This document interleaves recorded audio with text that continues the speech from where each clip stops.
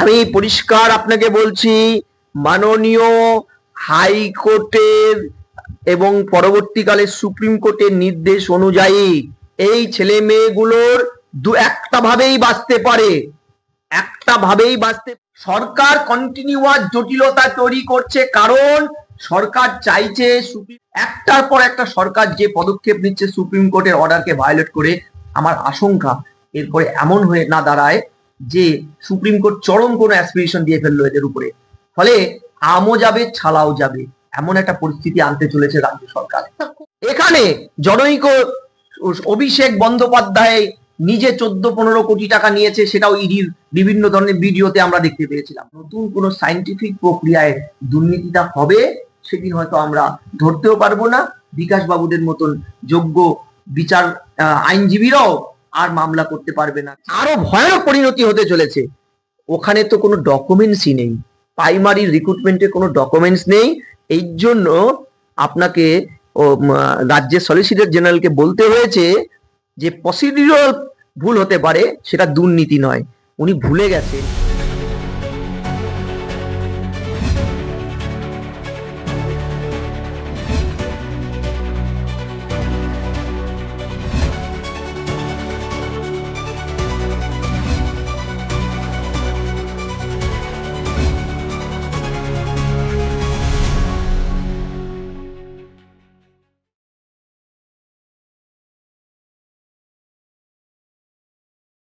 না, এই কথাগুলো মুখ্যমন্ত্রী নিজে নিজে বানিয়ে বানিয়ে বলছেন, সুপ্রিম কোর্টকে রায়কে বিভ্রান্ত করছেন।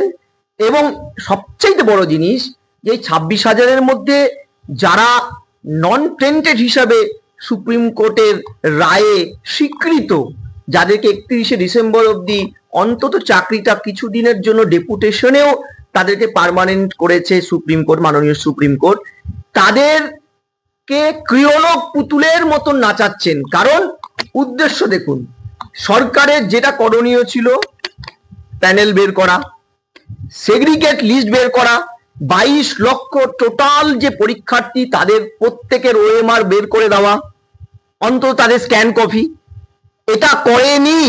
বরং কন্টিনিউয়াস ইন্টারভেলে সরকার একটার পর একটা জারি জুরি দিয়ে যাচ্ছে এবং প্রত্যেকটা মুহূর্তে তারা তাদের দুর্নীতিটাকে বাঁচানোর জন্য চেষ্টা করে যাচ্ছে। মুখ্যমন্ত্রী এখানে ফ্রন্ট পেজের ওয়ার্কার হিসেবে এই দুর্নীতির ইস্যুটাকে, অর্থাৎ তার দলের যে একাধিক মন্ত্রী, নেতা, বিধায়ক, সাংসদ এই ব্যাপক চাকরি চুরির সাথে যুক্ত, তাদেরকে বাঁচাতে মরিয়া হয়ে যাচ্ছেন। এবং এই মরিয়া হওয়ার থেকেই কখনো পুলিশ দিয়ে এদেরকে পেটানো হচ্ছে, ABCD প্ল্যানের মাধ্যমে। কখন যে তিনি কি বলছেন, কখনো বলছেন সুপ্রিম কোর্টের অর্ডার মানি না, কখনো বলছেন আমরা কারো চাকরি যেতে দেব না, আবার MA অ্যাপ্লিকেশন করছেন, আবার C&D গ্রুপ যাদের চাকরির ডেপুটেশনের সুযোগটাও পর্যন্ত মাননীয় সুপ্রিম কোর্ট দেয়নি, তাদেরকে ভাতা দিয়ে দিচ্ছেন। এই যে এন্টার প্রক্রিয়াতে কিন্তু তৃণমূল দলটি এবং তাদের মুখ্যমন্ত্রী, তাদের নেত্রী একটার পর একটা এই দুর্নীতিটাকে কিভাবে থামাচাপা দেওয়া যায় এবং এই ছেলে মেয়েগুলোকে কিভাবে নিজেদের বাগে এনে 26-এর ভোট বৈতরণী পার করার জন্য একটা ক্ষেত্র তৈরি করা যায়, এটাই করছেন। আচ্ছা, আমি বলছি, সুপ্রিম কোর্ট কি কোথাও বলেছে গ্রুপ সি গ্রুপ ডিদের কোন রকম ভাতা দেওয়া যাবে? বলেছে ওরা ইয়েটাও করতে পারবে না।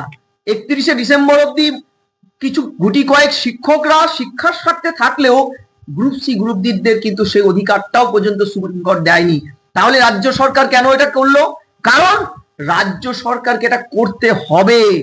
এই ছেলে মেয়েগুলো যাদেরকে টাকা দিয়ে চাকরিটা পেয়েছে, না তাদেরকে আইডেন্টিফাই করে ফেলবে। তা না হলে এই ছেলে মেয়েগুলো আইডেন্টিফাই করে ফেলবে, অমুকের ইয়েকে টাকা দিয়েছি, তমুকের ইয়েকে টাকা দিয়েছি। এই জায়গাটা কিন্তু মুখ্যমন্ত্রী ভয় পায়। এই মুখ্যমন্ত্রীর এই ভয় থেকে কিন্তু আজকে এই তাড়নার থেকে একটার পরে দেখুন সুপার নিউমেরিক পোস্ট তৈরি করেছে অযোগ্য চাকরি চোরদেরকে বাঁচাতে। সেটা যখন বাধা পেল, তারপরে সেটাকে আবার অ্যাপিল করলো, আবার সুপ্রিম কোর্টে গেল, high court, supreme court, high court, supreme court, বারবার ধাক্কা খাচ্ছে। তারপরে সুপ্রিম কোর্ট ফাইনাল ভার্ডিক্ট দেওয়ার পরে টেন্টেডদের বেতন ফেরিয়ে দেওয়া 12% সুদের হারে, আজ অব্দি সরকার স্টেপ নিয়েছে? আজ অব্দি নেয়নি। 31শে মে ফাইনালি আন্ডারটেকিং দিয়ে এসছে সরকার, একদম এই মর্মে আন্ডারটেকিং দেওয়া হয়েছে, মাননীয় সুপ্রিম কোর্ট এই সরকারকে ন্যূনতম বিশ্বাস করে না বলে আন্ডারটেকিং এর ভার্সনটাও পর্যন্ত সুপ্রিম কোর্ট লিখিয়ে নিয়েছে সরকারের তরফ থেকে। সুপ্রিম কোর্ট 17/4/2025 বলেছেন,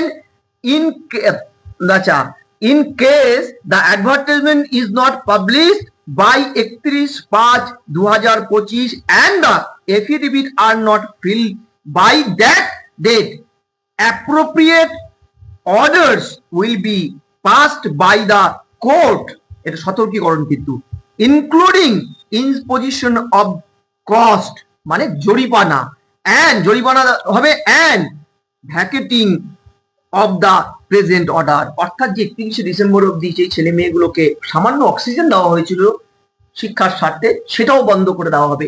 এটা সুপ্রিম কোর্টের অবজারভেশন। আপনি এই অর্ডারে কোথাও দেখেছেন মাননীয় মুখ্যমন্ত্রী কোর্টের অর্ডার মেনে, সুপ্রিম কোর্টের অর্ডার মেনে প্রেস কনফারেন্স করে কিছু বলবেন? এটা কোথাও আছে?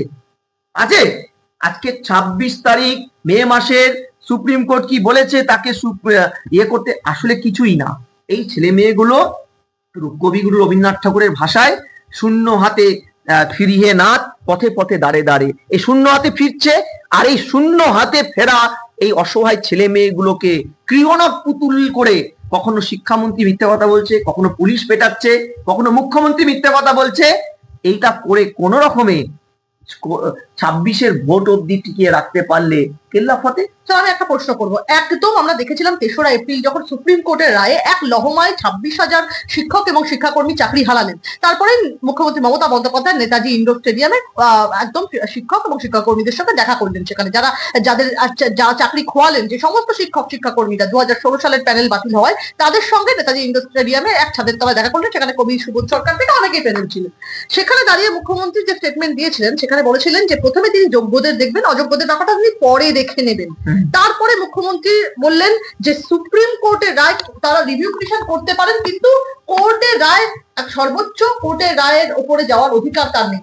আজকে মুখ্যমন্ত্রী একদম চাকরি যাওয়া শিক্ষকদের সাথে বৈঠকে রাজি হচ্ছেন। অন্যদিকে বিকাশ ভবনে চাকরি যাওয়া শিক্ষকদের সঙ্গে শিক্ষা সচিবের যে বৈঠক সম্মিলিত হলো, সেখানে কিন্তু শিক্ষামন্ত্রী ছিলেন না। কেন শিক্ষামন্ত্রী থাকলেন না প্রশ্ন উঠছে। শিক্ষামন্ত্রীর ভরসায় থেকে কোনো লাভ হবে কেন?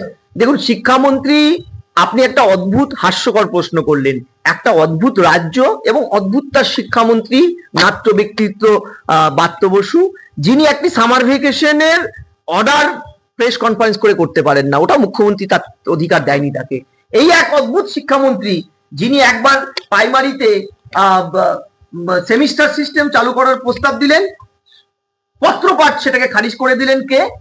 রাজ্যের মুখ্যমন্ত্রী। এ হচ্ছে আমাদের বর্তমান শিক্ষামন্ত্রীর অবস্থা। তিনি কেউ নন, তিনি একটা অশরীরী আত্মা শিক্ষা দপ্তরে।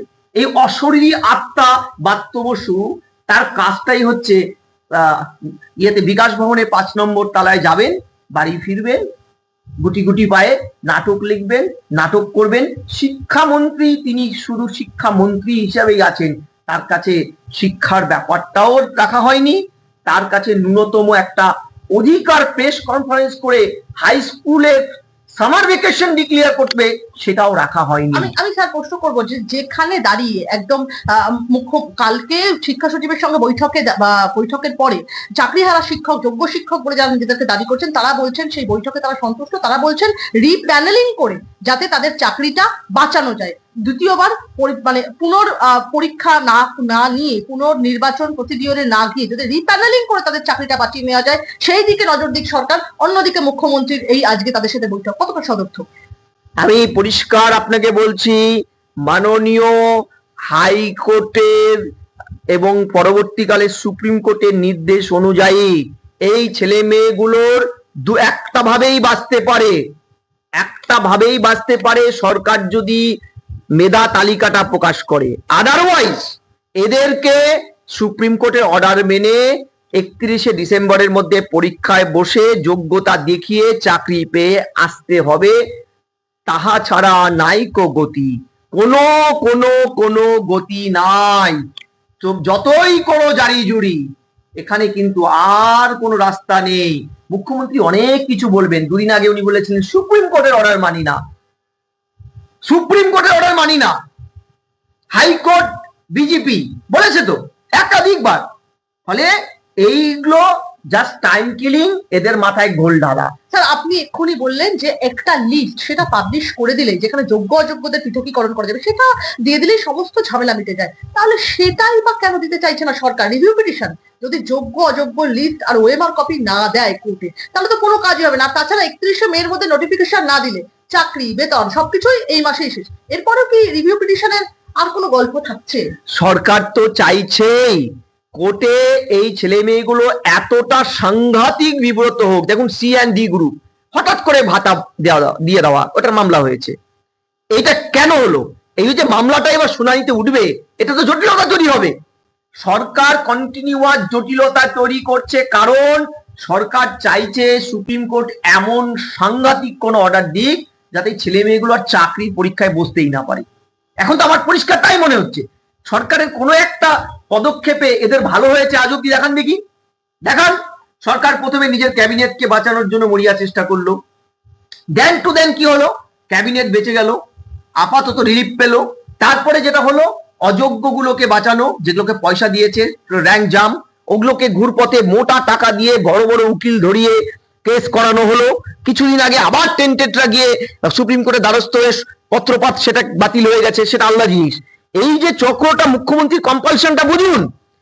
মুখ্যমন্ত্রী দল প্রচুর টাকার বিনিময়ে চাকরিগুলো বিক্রি করেছে বাজারে, খোলা বাজারে। এই চাকরিগুলো বিক্রি হয়েছে, এই ছেলে মেয়েগুলো প্রোডাক্ট কিনেছে। সেই প্রোডাক্ট যদি খারাপ বেরোয়, প্রোডাক্ট যদি নষ্ট বেরোয়, এরা কি ছাড়বে? তৃণমূল দলটাকে ছাড়বে কি?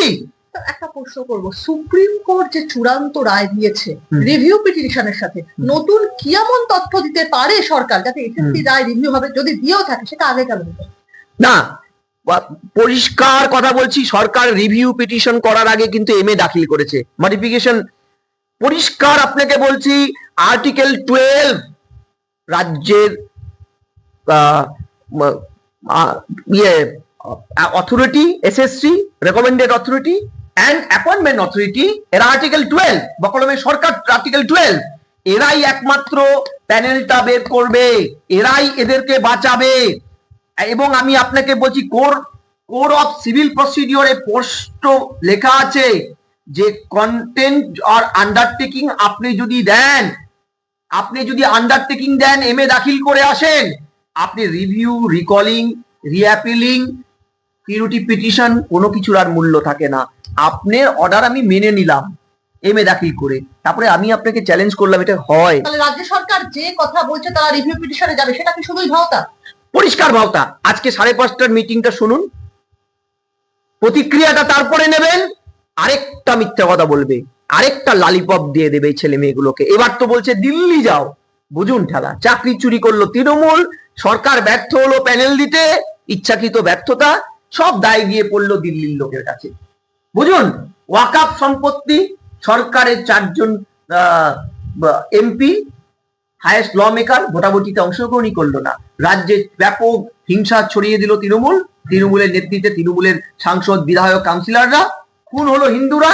তারপরে গিয়ে মুখ্যমন্ত্রী কি বললেন? দিল্লি যাও, আন্দোলন করতে দিল্লি যাও, আমি এখানে মানবো না। আমার প্রশ্নটা হচ্ছে, এইটা হচ্ছে টাইম কিলিং, মিথ্যাচার, প্রতারণা এবং সার্বিকভাবে নিজেদের চর্যবৃত্তিটাকে জাস্টিফাই করতে একের পর এক কৌশল অবলম্বন। আপনার কি মনে হয় পরীক্ষা ছাড়া আর কোনো গতি নেই? কিন্তু সেটা তো যোগ্যরা দিতে চাইছে না, কারণ তাদের দাবি তারা এত পরিশ্রম করে তারা এই চাকরিটা পেয়েছে। এখানে তাদের কি দোষ যে আবার তাদেরকে পরীক্ষায় বসতে হবে, পুনর্মূল্যায়নের মধ্যে দিয়ে দিতে হবে? সেখানে বসলেও তো আবারও তারা চাকরিতে বহাল নাও হতে পারে। কি বল? না, এটাই স্বাভাবিক যে দেখুন, আবার নতুন করে চাকরি পড়লে ওরা রীতিমতন 16 সালের পরীক্ষার্থী, অ্যাপয়েন্টমেন্ট ইস্যু হয়ে আজকে বহুদিন চাকরি করে ফেলেছে, অনেকে 8-9 বছর চাকরি করেছে। মেধার উৎকর্ষতায় ওরা পড়াশোনার থেকে অনেকটা দূরে চলে গেছে। অর্থাৎ প্রথাগত শিক্ষার রেজাল্ট, প্রথাগত পরীক্ষা দিয়ে পাশ করার জায়গাটা ওরা নেই। সংসারী মানুষ শিক্ষকতা করছে, আমার দৃঢ় বিশ্বাস পরীক্ষা হলে 22 লক্ষের মধ্যে এদের অনেকেই টিকতে পারবে না এবং উল্টো ফল হয়ে যেতে পারে। তাই এই পরীক্ষাটা এদের ক্ষেত্রে ভীষণ জ্বালায় পরিণত হবে, আরেকটা বঞ্চনায় পরিণত হবে। কিন্তু সরকার এদেরকে এছাড়া কোনো গতিও রাখেনি। একটার পর একটা সরকার যে পদক্ষেপ নিচ্ছে সুপ্রিম কোর্টের অর্ডারকে ভায়োলেট করে, আমার আশঙ্কা এরপরে এমন হয়ে না দাঁড়ায় যে সুপ্রিম কোর্ট চরম কোনো অ্যাসপিরেশন দিয়ে ফেললো এদের উপরে, ফলে আমও যাবে ছালাও যাবে, এমন একটা পরিস্থিতি আনতে চলেছে রাজ্য সরকার। কোর্ট মনিটরিং তদন্ত যদি হতে পারে, তাহলে কোর্ট মনিটরিং পরীক্ষা হলে কেমন হয়? এটা তো কোর্টে অ্যাপিল করাই যায় না। আমি তো বারবার প্রথম থেকে বলছি, কোর্ট মনিটরিং হোক, এসএসসি রিক্রুটমেন্টটা যারা করেছেন যে অফিসাররা, তাদের মধ্যে শিক্ষা দপ্তরের সিংহভাগ অফিসার জেলে, কেউ বেলে। কুন্তল ঘোষরা যারা প্রকাশ্যে বলেছিল আমি তো চাকরি চুরি 10% নিয়েছি, বাকিটা চলে গেছে, ওপরে ইঙ্গিত দিয়েছিল। এখানে জনৈক অভিষেক বন্দ্যোপাধ্যায় নিজে 14-15 কোটি টাকা নিয়েছে, সেটাও ইডির বিভিন্ন ধরনের ভিডিওতে আমরা দেখতে পেয়েছিলাম। আমি পরিষ্কার আপনাকে বলছি, এই কোর্ট মনিটরিং না হলে আবার নতুন করে 22 লক্ষের মধ্যে নতুন নতুন করে চাকরি বিক্রি হবে, নতুন নতুন পন্থায়। কারণ অফিসারের একটা বড় অংশ যারা চুরি করেছিল আগের চাকরিগুলোতে, প্রাইমারিতে, সবগুলো ওখানে বসে আছে, সবগুলো স্টিল ওখানে এক্সিস্ট।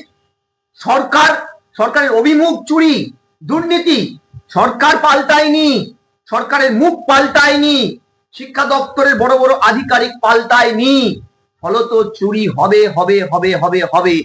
কোর্ট মনিটরিং রিক্রুটমেন্ট না হলে আমি আপনাকে আজকে লিখে দিচ্ছি, এর চাইতেও সায়েন্টিফিক ওয়েতে চুরি হবে এবং সেটা ধরাছোঁয়ার বাইরে থাকবে। এরপরে স্যার, অবৈধ চাকরি প্রাপকদের থেকে টাকা আদায়ের প্রসিডিওর যদি এখনো শুরু হয়েছে কিনা সে ব্যাপারে কোনো স্পষ্ট নির্দেশিকা আমাদের কাছে আসেনি। যদি না করা হয়ে থাকে তাহলে এটা তো কন্টেম্প্ট অফ কোর্ট হচ্ছে। একদম, আমি আবারও বলছি, কন্টেম্প্ট অফ কোর্ট কিন্তু সরকারের চাইতে বেশি জ্বালায় পড়বে সরকারের বিভিন্ন ডিআই অফিসের আধিকারিকরা, হেডমাস্টার মশাইরা, এবং সর্বোপরি এই টেন্টেডরা, যাদের অলরেডি অধিকারটা ছিনিয়ে নিয়েছে পরীক্ষায় বসার। এরপরে কি অ্যারেস্ট হবে? আরেকটা আপনি খেয়াল করুন, এই সরকার কতটা নিচে নামতে পারে। গ্রুপ সি, গ্রুপ ডি, যাদের বেতনটা পর্যন্ত বন্ধ করে দিয়েছে মাননীয় সুপ্রিম কোর্ট, তাদের যখন ভাতা দিচ্ছে, সেই ভাতার দায়িত্বটা কার ঘাড়ে দিয়েছে? আরেক সরকারি এমপ্লয়ি, হেডমাস্টারদের ঘাড়ে। তো আপনি ভাবতে পারছেন, এবার এই হেডমাস্টার মশাইগুলো কন্টেম্প্ট অফ কোর্ট খাবে। অর্থাৎ রাজ্য সরকার কন্টিনিউয়াস চাইছে আধিকারিক থেকে শুরু করে সর্বস্তরের কর্মচারীরা বিপদে পড়ুক, কোর্টের কেস খাক, আইন জটিলতায় পড়ুক, আর তৃণমূল নেত্রী দোষারোপ করে নিজেদেরকে পিঠ বাঁচাক, ফেস সেভিং এর ভূমিকা। দুর্নীতি রুখতে আমার শেষ কয়েকটা প্রশ্ন। দুর্নীতি রুখতে এসএসসির এবারে সুপারিশ যে ওএমআরই পরীক্ষা নেওয়া হবে, কিন্তু কার্বন কপি দেওয়া হবে, ইন্টারভিউ বা অ্যাপটিটিউড টেস্ট ফিরে আসবে। বিগত পরীক্ষাগুলোতে কোনো রকম অ্যাপটিটিউড টেস্ট নেওয়া হয়নি। মডেল উত্তরপত্র আপলোড করা হবে এসএসসি ওয়েবসাইটে। এগুলো করে কি কোথাও গিয়ে দুর্নীতি রোখা যাবে? দেখুন, শস্যের মধ্যে ভূত থাকলে ওই শস্যে দিয়ে ভূত তাড়িয়ে লাভ হয় না, ভূত যায় না। মুখ্যমন্ত্রীর নেতৃত্বাধীন সরকার ফেস সেভিং ভূমিকা নিয়েছেন। আমি আপনাকে বলছি, আজকে কার্বন কপির দেওয়াটা, এটা তো আরটিআই 2005 তৈরি হওয়ার পর থেকে আমি নিজে দায়িত্ব নিয়ে বলছি, আমি একাধিক সরকারি চাকরি পরীক্ষাতে কার্বন কপিটা পেয়েছি। সেন্ট্রালের সব পরীক্ষা বহু যুগ থেকে কার্বন কপি দেওয়া হয়। তাহলে আজকে সরকার করলেন না কেন? আজকে যাও বা ঢাকঢোল পিটে এগুলো করলেন, বাস্তবে কতটা কার্যকর হবে সে আশঙ্কাটা থাকছে। কারণ আপনি দেখুন, WBCS 0 পেয়ে 167 হয়েছে, প্রশান্ত বর্মন 0 পেয়েছে, পিলি কোয়ালিফাই করতে পারেনি, সে মেনে 1 নম্বর পজিশন পেয়েছে, এখনো সে বলদুবিতে ভিডিও চাকরিটা করছে। অর্থাৎ আপনার দুর্নীতির বিরুদ্ধে তৃণমূল সরকারের জিরো টলারেন্স একটা লিখিত একটা কাগজে বাগ, তাছাড়া এর কোনো জায়গা নেই, কোনো ইউটিলিটি নেই বাস্তবে। ফলে এগুলো সবটাই আই ওয়াশ হচ্ছে। আবার নতুন কোনো সায়েন্টিফিক প্রক্রিয়ায় দুর্নীতিটা হবে, সেদিন হয়তো আমরা ধরতেও পারবো না। বিকাশ বাবুদের মতন যোগ্য বিচার আইনজীবীরাও আর মামলা করতে পারবে না, কারণ এরপর কিন্তু তৃণমূল চুরিটা করবে অনেক রয়ে সয়ে, বুঝে শুনে, অনেক বেশি আইন মেনে বেআইনি কাজটা করবে। লিখে নিন। আমার সাথে দুটো প্রশ্ন। প্রাথমিকের 32,000 কি ফলাফল হতে চলেছে? আপনি দয়া করে এটাকে আলাদা করে সেগমেন্টটা করুন। প্রাথমিকের 32,000 বাতিল 28/4/2023 বিচারপতি অভিজিৎ গঙ্গোপাধ্যায় যখন করেন, তখন এটা কিন্তু এখন এটা তপব্রত চক্রবর্তীর এজলাসে ডিভিশন বেঞ্চে চলছে। 2014 টেট পরীক্ষা যদি আপনি দেখেন, টেটের সেকেন্ড সাপ্লিমেন্টারি ফাইনাল রিপোর্টে সিবিআই স্পেশাল কোর্টে, যেটা আন্ডার সেকশন 173 এর 8 সিআরপিসিতে পরিষ্কার পার্থ মানিক প্রাক্তন ওএসডি প্রবীর বন্দ্যোপাধ্যায়ের নাম দিয়ে করেন। 2014 টেটের কল বেরোয় 2016 14 সেপ্টেম্বর। 270 জনকে 1 নম্বর করে বাড়িয়ে প্রাইমারিতে চাকরি দেওয়া হয় বেআইনি ভাবে। শুধু তাই নয়, 2017-তে এই যে 11 থেকে 17 মে বিকাশ ভবনে চাকরি প্রার্থীদের নথি যাচাই যখন হয়, তখন এই কথাগুলো পার্থকে মানিক জানায় 752 জনকে SMS করে করতে বলেন পার্থ তার ওএসডির মাধ্যমে। ভাবুন, 752 জন। 2017 নভেম্বর শিক্ষামন্ত্রী ওএসডি কে আরো 269 জন চাকরি প্রার্থীর তালিকা দিতে বলেন। মানিকবাবুর নির্দেশে এদের অ্যাপটিটিউড টেস্টের নাম্বার শিট বাড়িয়ে দেওয়া হয়। এটা প্রাথমিকভাবে চার্জশিটে জমা পড়েছে, চার্জশিট জমা পড়েছে এটাতে। অর্থাৎ যে মামলাটায় পার্থবাবু নতুন করে সাজা হয়েছে, মানিকবাবুর জেল খেটেছে, আবার ফেসে গেছেন। যে মামলাটায় শিক্ষামন্ত্রী এবং প্রাথমিকের চেয়ারম্যান জেল খেটেছে বা খাটছে, সেই 32,000-এর ভবিষ্যৎ কি হতে পারে আপনি বুঝুন। আমি প্রাথমিকের 2014 ইন্টারভিউ বোর্ডের অন্যতম এক্সপার্ট ছিলাম, ছেড়ে দিয়ে চলে এসেছি। একটা ক্লাস ডেমনস্ট্রেশন করানো হয়নি বোর্ড ওয়ার্কে। একটা লার্জ প্রপোর্শনাল অফ দ্য স্টুডেন্টদের SMS এর মাধ্যমে করা হয়েছে, ইন্টারভিউর কল দেওয়া হয়েছে, অ্যাপয়েন্টমেন্ট দেওয়া হয়েছে। আত্মীয় স্বজন, বাড়ির গবাদি পশুরাও পর্যন্ত তৃণমূলের প্রাইমারি চাকরিটা পেয়ে গেছে। শুনতে খারাপ লাগবে, কি বড় আকারের পুকুর চুরি হয়েছে। 14 সালের 32,000, 17-তে অলমোস্ট সেটা 27,000 প্লাস, মোট 59,000-এর চাকরিটা কিন্তু আন্ডার স্ক্যানার।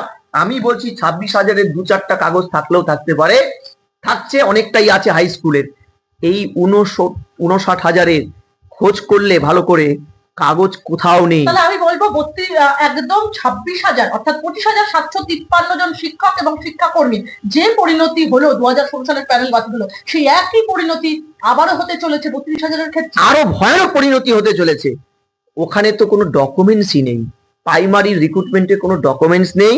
এই জন্য আপনাকে রাজ্যের সলিসিটর জেনারেলকে বলতে হয়েছে যে প্রসিডিউরাল ভুল হতে পারে, সেটা দুর্নীতি নয়।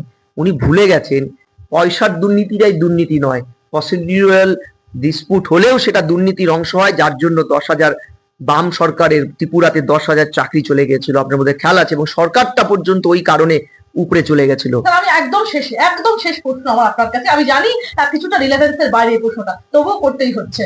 সমাজে যে প্রশ্নটা নিয়ে আজকের একদম মানে আজকের রাজনৈতিক চাপানোতর প্রচন্ড রকমের, নাতনি নয় নাতি হলো অবশেষে লালু প্রসাদ যাদবের। আমি খুব খুশি, নাতনি নয় নাতি হয়েছে, আমি খুব খুশি। তেজস্বীর ছেলে হয়েছে শুনেই নবাগতর মুখ দেখতে হাসপাতালে ছুটলেন মুখ্যমন্ত্রী মমতা বন্দ্যোপাধ্যায়। শিক্ষকদের কাছে যাওয়ার সময় নেই, এটা হচ্ছে ভোট বড় বালাই। লালু তো তার জোটের অন্যতম, ইন্ডি জোটের অন্যতম সাথী। লালুর সাথে, লালুর দলের সাথে তৃণমূলের একটা সুন্দর সাদৃশ্য আছে। একে তো ইন্ডি জোটের পিন্ডি চটকানো দুটো শরীর তারা, দ্বিতীয় হচ্ছে লালু দুর্নীতির এপিঠ হলে আরেক পিঠ তৃণমূল। মাইন্ড করুন, লালু পশু খাদ্য চুরি করেছে, পশুকে কিছু খাইয়েছে, নিজেও কিছু খেয়েছে, একটু জাস্টিফাই করেছে দুর্নীতির সাথে। পশু তো কিছু খেয়েছে, ম্যাক্সিমামটা না হয় লালু খেয়েছে, তার জন্য জেল হয়েছে, জেল হচ্ছে, এখনো তিনি প্যারেলে মুক্ত হয়ে আছেন। কিন্তু মমতা ব্যানার্জি এবং তার সাঙ্গপাঙ্গরা তো ন্যূনতম কাউকে খাওয়াইনি, নিজেরাই সব খেয়ে নিয়েছে। কোথাও 75-25, কোথাও 10-90, সবটাই ভাগ হয়েছে। অর্থাৎ লালুর অনুপ্রেরণায় তৃণমূল এগোচ্ছে, এটা একদম স্বীকার্য সত্য। দ্বিতীয়, হ্যাঁ, মুখ্যমন্ত্রী একটা সামাজিক কাজ করেছেন, সত্যি তো। রাজনীতি অঙ্কের বাইরেও তো তিনি ব্যক্তি মানুষ।